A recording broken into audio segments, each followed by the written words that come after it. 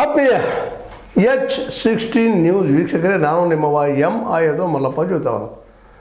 ನಿಧಾನಕ್ಕೆ ಧರ್ಮಸ್ಥಳದ ಪ್ರಕರಣವನ್ನು, ಅದರಲ್ಲೂ ಮುಖ್ಯವಾಗಿ ಹೆಣ ಹೊತ್ತಿದ್ದ ವಿಷಯಗಳನ್ನಾಗಿರ್ಬೋದು, ಸೌಜನ್ಯಗಳಂಥ ಅನೇಕ ಯುವತಿಯರ ಮೇಲೆ ಆದಂತಹ ಒಂದು ದಾಳಿಗಳಾಗಿರ್ಬೋದು, ಕೊಲೆಗಳಾಗಿರ್ಬೋದು, ಇವುಗಳನ್ನೆಲ್ಲ ಮುಚ್ಚಿ ಹಾಕುವ ಸಲುವಾಗಿ ಒಂದು ಏನಾದರೂ ಹೊಸ ಪ್ರಯತ್ನ ನಡೀತಾ ಇದ್ದಾವ ಅಂತೇಳಿ. ಯಾಕಂದರೆ ಈಗ ನೇರವಾಗಿ ಪ್ರತಾಪ್ ಸಿಂಹ ಅವರು, ನಿಮ್ಗೆ ಗೊತ್ತದ ಪ್ರತಾಪ್ ಸಿಂಹ ಯಾರು ಅಂತ ಬಿಡಿಸಿಡಬೇಕಾಗಿಲ್ಲ, BJPಯ ನಮ್ಮ ಮೈಸೂರಿನ ಮಾಜಿ ಸಂಸದರು. ಅವರು ಇವತ್ತು ಆರೋಪ ಮಾಡ್ತಾಯಿದ್ದಾರೆ ಸಿದ್ದರಾಮಯ್ಯ ಸರ್ಕಾರ ಮೇಲೆ. ಮೀನು ತಿನ್ನುವಂಥವ್ರು, ಹಾಗೆ ಹೀಗೆ ಇವರು ದೇವಾಲಯಕ್ಕೆ ಹೋಗುವಂಥವ್ರು, ಧರ್ಮಸ್ಥಳಕ್ಕೆ ಹೋಗುವಂಥವ್ರು, ಇವರು ಅಲ್ಲಿಯ ಪವಿತ್ರತೆ ಹಾಳು ಮಾಡುವ ಸಲುವಾಗಿ, ಅದನ್ನು ಕಳಿಸುವ ಸಲುವಾಗಿ ಇವರಿದ್ದವರು ಈಗ SIT ನೇಮಿಸಿದ್ದಾರೆ ಅನ್ನುವಂಥ ಮಾತನ್ನು ಮಾತಾಡ್ತಾ ಇದ್ದಾರೆ.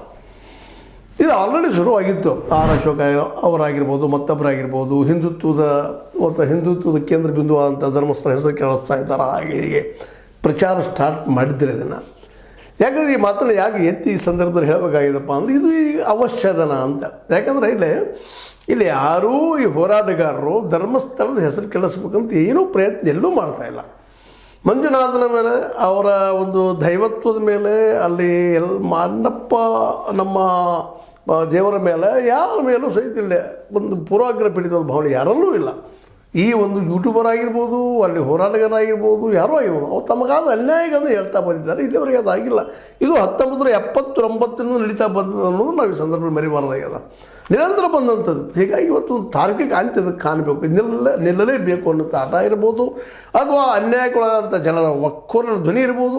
ಆ ನೆಲೆಗೆ ಎಷ್ಟೋ ದಿನ ಹೋರಾಟ ಮಾಡಿ ಸಿದ್ದರಾಮಯ್ಯರು ಕೊನೆಗೆ SIT ಒಪ್ಪಿಸಿದ ವಿನಃ SIT